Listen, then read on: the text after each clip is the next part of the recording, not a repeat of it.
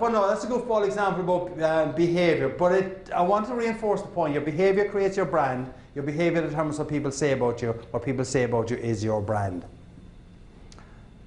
What do people say about you?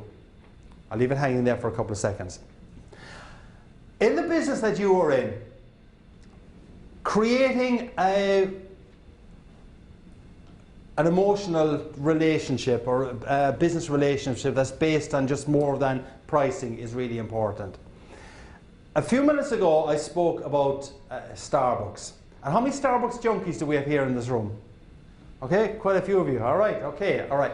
So let's assume, we don't have to assume this. This morning there was a number of people left their homes, let's say in the northern suburbs of Chicago, rushed out to their car, started driving on the highway, started honking at the cars in front of them that weren't going fast enough. They then get into the burbs and they start flipping the finger at the person who has the temerity to stop at a yellow light.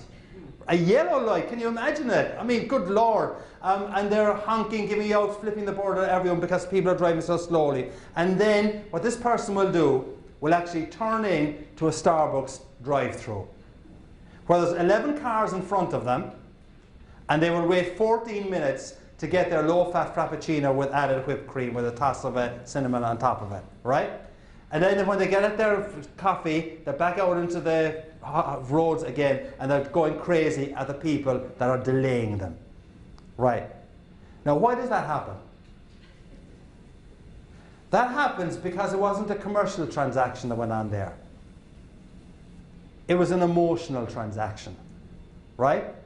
And I think the more that you can move away from just pure commercial transactions to emotional transaction, the better your chances of being successful and getting repeat business.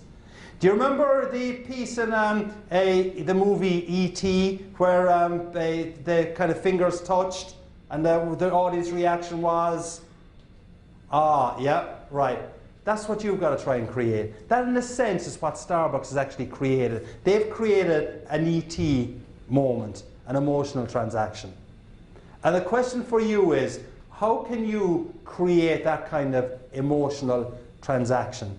It may not be as vivid or as powerful as the Starbucks one might be, but think about it, you're only paying $3.50 or $4.50 for that emotional transaction with Starbucks. A lot of your customers are putting out multi-million dollars for your business. So it's worth your time trying to figure out how you can create that E.T. moment.